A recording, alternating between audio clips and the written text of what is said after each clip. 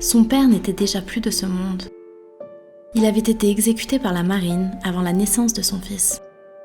Ne restait qu'une jeune femme, bientôt mère, ainsi que l'enfant qu'elle portait. Elle ne voulait pas que les gens sachent qui était le père. Pour protéger sa progéniture, elle décida de se cacher dans son village natal. Et à l'insu de tous, dans le plus grand secret, une nouvelle vie vint silencieusement au monde. South Blue, Pateria. Les caprices de la fortune ont fait de cette île le lieu de naissance du descendant du roi des pirates. Embarquons ensemble à la découverte de cette histoire officielle écrite par Shu Hinata et Eiichiro Oda, dans laquelle il dévoile ce qui n'a jamais été montré dans le manga. Bien avant l'incident des îles Banaro, bien avant Marineford, un jeune pirate naviguait sur Grand Line, la tête pleine de rêves.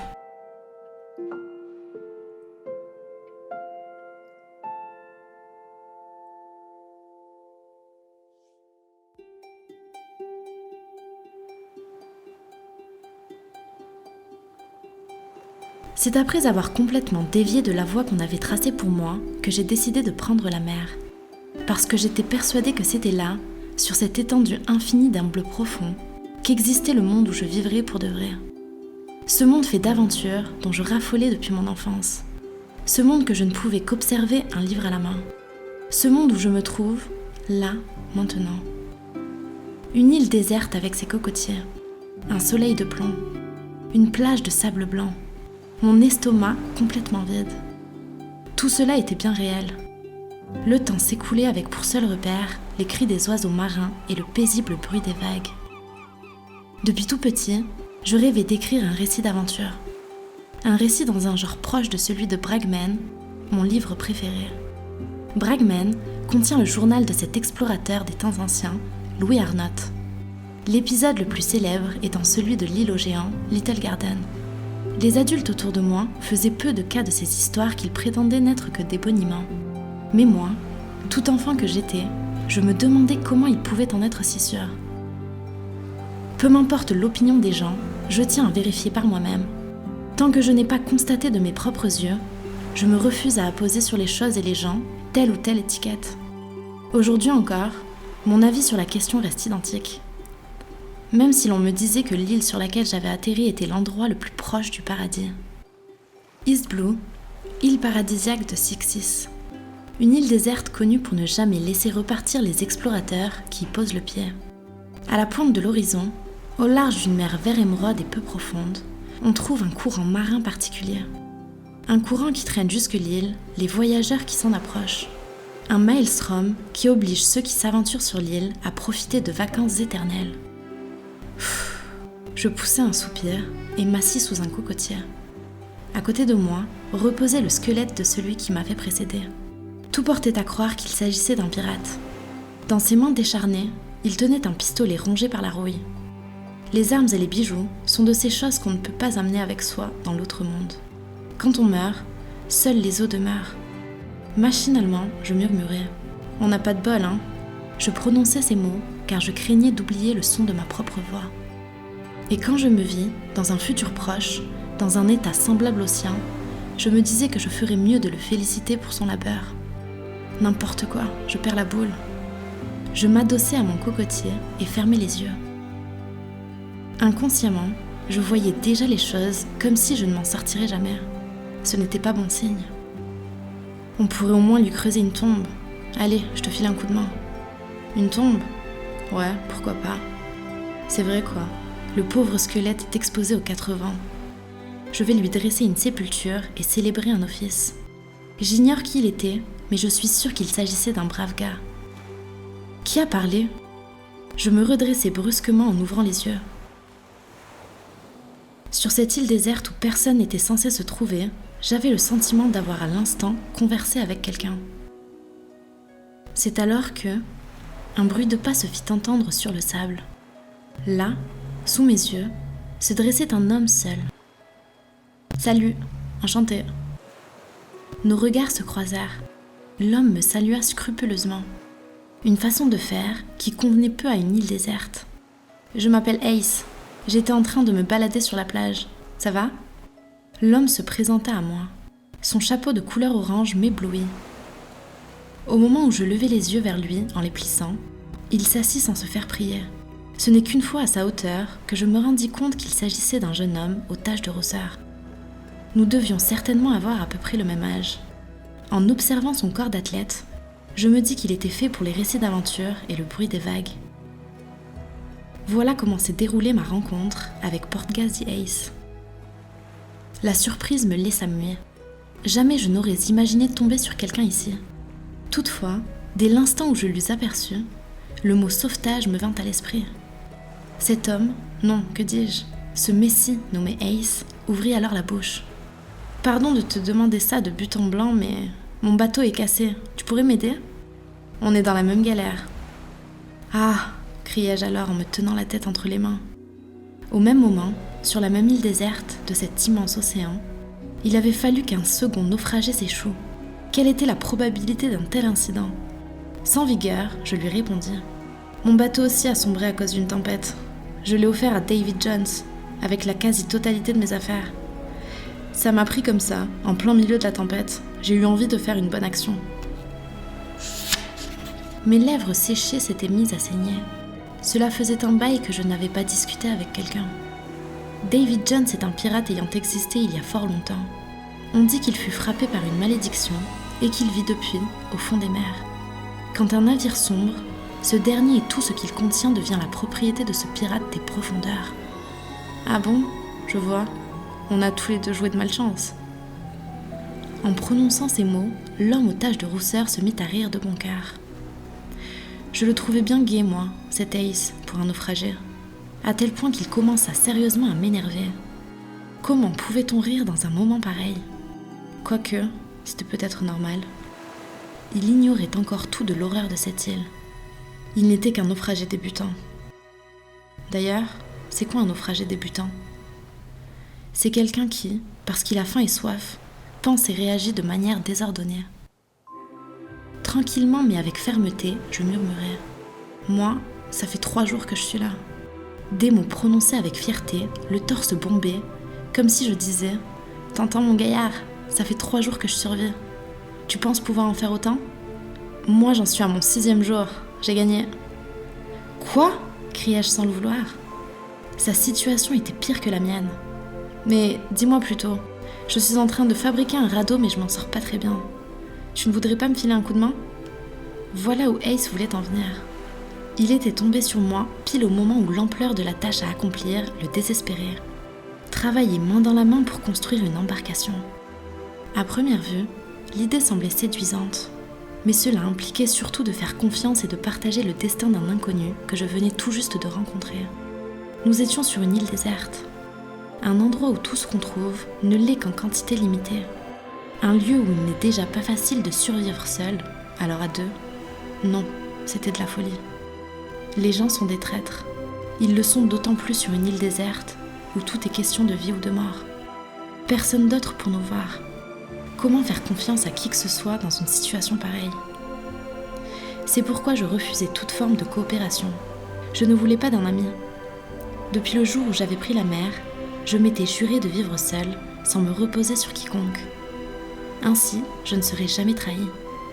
Quand j'y repense, à l'instant où Ace m'adressa la parole pour la toute première fois, je caressais encore au fond de moi un mince espoir. J'étais lamentable. J'avais cette part d'humanité à partager en mon fort intérieur. Mais avec un camarade, la solitude qu'on ne ressent pas seul ne fait que gagner en noirceur. Au fait, tu ne m'as pas encore dit comment tu t'appelais ? Cela faisait à peine quelques minutes que nous avions fait connaissance, mais déjà Ace semblait vouloir faire sauter les barrières. Il rêvait ou quoi ? Depuis toujours, donner mon nom et me l'entendre demander étaient 2 choses que je détestais. Je n'ai aucun nom à te donner. C'est ce que je marmonnais. Je n'avais aucune raison de balancer mon nom au premier venu. Mon nom, j'y avais renoncé le jour où j'avais pris la mer. Mais pourquoi ? On est amis maintenant, déclara Ace. Ah bon ? Et je peux savoir depuis quand on est devenus amis ? Allez, vas-y, dis-moi comment tu t'appelles. Rah, tu me gonfles. Tiens, je sais. Tu ne veux pas plutôt que je te donne mon nom de plume ? Lui lâchai-je pour contrer son audace. Ton nom de plume ? J'aime bien Ace, c'est un nom sympa. Je l'utiliserai peut-être le jour où je publierai mon récit d'aventure. Je laissais échapper ces paroles sans m'en rendre compte. Quelle étrange sensation. En ce lieu, à cet instant, les seuls mots qui me vinrent à l'esprit étaient ceux d'un rêve d'enfant. Non, attends, c'est mon nom ça. Oui, mais je te parle d'un nom de plume, moi. Rien à voir avec mon vrai nom, tu pièges? Stop, je compte bien atteindre le sommet avec ce nom, alors pas touche. Le sommet, qu'il me dit. C'est le mot qui, pour la première fois, m'a permis de me faire une idée du genre de type qu'était Ace, ainsi que des raisons qui l'avaient pu l'amener sur cette île. Le trésor, tu l'as trouvé? Je décidai de ne pas tenir compte du fil de la conversation et il mordit tout de suite à l'hameçon. Tu sais quelque chose? Non, seulement des rumeurs. Qui dit gros trésor dit souvent pirate costaud comme il faut. C'est pour ça que je suis venue là, pour en trouver. Mais au final, je me retrouve sans bateau ni trésor. Je suis bloquée ici sans même un chasseur de primes à me mettre sous la dent. Cette île me porte vraiment la poisse. Ace avait sans doute en tête de se faire une réputation en mettant la main sur le trésor et en abattant un ou deux pirates de renom. C'était pour assouvir cette ambition banale au possible qu'il avait finalement échoué ici. Il y avait une légende au sujet d'un trésor caché sur l'île. Là d'où je venais, cette histoire était célèbre, les marins se la racontaient souvent. Seulement personne n'osait s'approcher de l'île. Parce qu'une fois dessus, on ne la quittait plus. D'ailleurs, personne ne savait à quoi elle ressemblait vraiment. Ace prit cette rumeur au sérieux et fit le déplacement jusqu'ici. Je voyais le genre de type, capable de courir à sa perte pour assouvir ses ambitions. Vu comme ça, je m'imaginais encore moins pouvoir survivre en collaborant avec lui. Je sais, on va t'appeler Deuce. Tout à coup, Ace éleva la voix. Je parle de ton nom de plume, d'accord? Deuce, ça sonne un peu comme Ace. Hein? Comment ça, Deuce? Deuce, le terme qui signifie deux aux cartes ou bien au dé? Je crois bien que ça veut dire aussi malchance, ce qui colle plutôt bien à notre situation actuelle. Pas mal comme nom. J'aime bien ce petit côté ironique. Cependant, par précaution, je demandai à Ace. Tu sais ce que ça veut dire, toi, Deuce? Non, aucune idée, mais ça sonne bien. Tu ne trouves pas? Puis il hocha la tête avec une mine réjouie. Malheureusement pour toi, Ace, c'est moi. Et mon nom, je ne le prête à personne. C'est pour ça que je te propose Deuce. Puis je te le répète, ça sonne bien. Tu me casses les oreilles avec ton ça sonne bien. Oui, mais bon, c'est de ta faute aussi. D'un côté, tu refuses de me donner ton nom, et de l'autre, t'essaies de me piquer le mien. Avec deux Ace, on ne saurait plus qui est qui. T'as pensé à ça?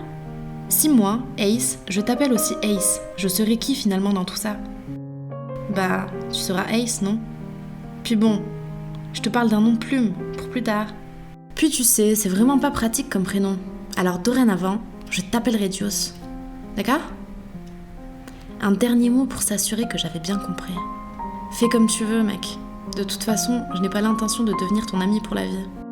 Tu permets que je te pose une question sans tarder, Deuce? Depuis tout à l'heure, ça me travaille. Puis sans me lâcher du regard, il me demanda. Vous portez tous ce genre de trucs dans votre région natale? Ou bien c'est juste pour les fêtes? Ace faisait allusion à mon visage, ou non, plutôt au masque qui cachait justement mon visage. Il ajouta cette phrase par égard envers moi. Mais il n'avait rien à craindre. Tout comme j'avais renoncé à mon nom, je m'étais aussi mis à dissimuler mon visage le jour où j'avais pris la mer. Non, je le porte parce que j'en ai envie. Ah bon? Dans ce cas, on n'a qu'à t'appeler Mask Deuce? Ton par-dessus colle bien à l'ambiance, ça sonne nickel. Je t'interdis de m'appeler par ce nom bizarre. Je ne devais surtout pas le laisser prendre les rênes de la conversation. Cet homme dégageait une atmosphère vraiment unique, jamais vue ailleurs. Écoute-moi bien, je porte ce masque depuis le jour où j'ai quitté la terre ferme. Ainsi, même si la marine me remarque, ils ne sauront pas qui je suis réellement. Plutôt logique, non? Je venais en quelque sorte de lui faire part de ma détermination. Pour pouvoir survivre en mer, j'avais pris la décision d'abandonner mes vrais noms et visages. En agissant de la sorte, j'avais pour la toute première fois eu la sensation d'être vraiment vivant. Le médiocre étudiant en médecine n'était plus là. Et je ne regrettais rien, car de toute façon, je n'avais pas ma place sur Terre. Que je fusse là ou pas, cela ne changeait strictement rien.